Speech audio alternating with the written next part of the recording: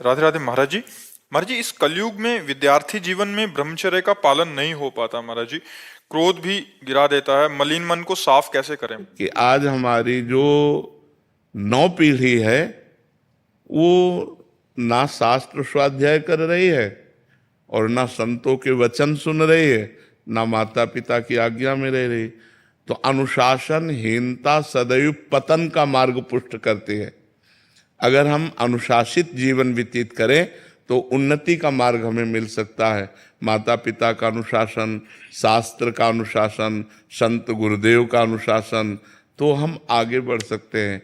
तो पहले क्या था कि नवीन बच्चों को परिवार से अलग करके गुरुकुल में रखा जाता था, जिससे वहाँ उनको ब्रह्मचर्य की त्रिकाल संध्या, भगवत आराधना, वैदिक सिद्धांत, मनुष्य जीवन की उन्नति के क्या क्या लक्षण होने चाहिए, अवनति किन किन कारणों से होती है, वो सब ज्ञान होता था। अब अध्यात्म की तो शिक्षा हो ही नहीं रही है, आधुनिक शिक्षा ही हो रही है। आधुनिक शिक्षा में इतनी क्षमता नहीं है कि वो हमारे मन को रोक सके। आधुनिक शिक्षा में इतनी क्षमता नहीं है कि हमारे मन को रोक सके या शांत कर सके। ये केवल आध्यात्मिक शिक्षा में ही दम है। तो आध्यात्मिक शिक्षा विहीन आधुनिक शिक्षा में अब वो अपने माता पिता का अपमान करना, नाना प्रकार की क्रियाओं द्वारा ब्रह्मचर्य को नष्ट करना, व्यसन करना, इसमें हमारी नई समाज बढ़ती चली जा रही है। आप देख लो, छोटे छोटे बच्चे हस्तमैथुन का शिकार हो रहे हैं। छोटे छोटे बच्चे गंदे वीडियो देख करके बॉयफ्रेंड गर्लफ्रेंड, छोटे छोटे बच्चे व्यसन करने लगे हैं। अधिकतर जो माता पिता के अनुशासन में नहीं है, जो शास्त्रों का अनुशासन पालन नहीं करते, तो इसलिए आज जरूरत है अध्यात्म शिक्षा की।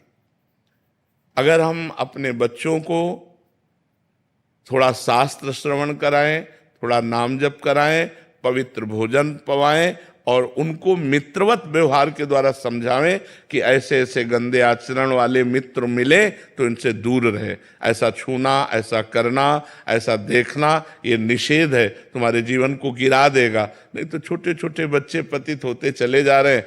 जो हमारी एकाग्रता विद्याध्ययन में लगनी चाहिए, जो हमारी एकाग्रता सामाजिक सेवा में लगनी चाहिए, वो एकाग्रता हमारी नशे में और व्यभिचार में जा रही।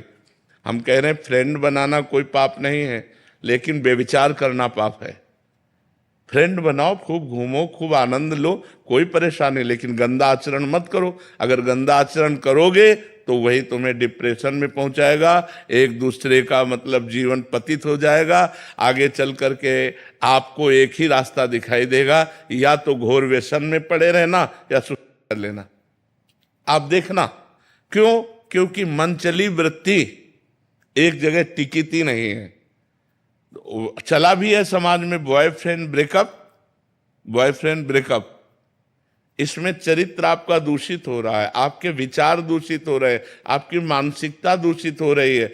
अब आप अपने जीवन को ऐसे गर्त में गिराने जा रहे हैं जो पूरे जीवन आपको दुख देगा, क्योंकि आप एक सद्गृहस्थ नहीं बन पाएंगे।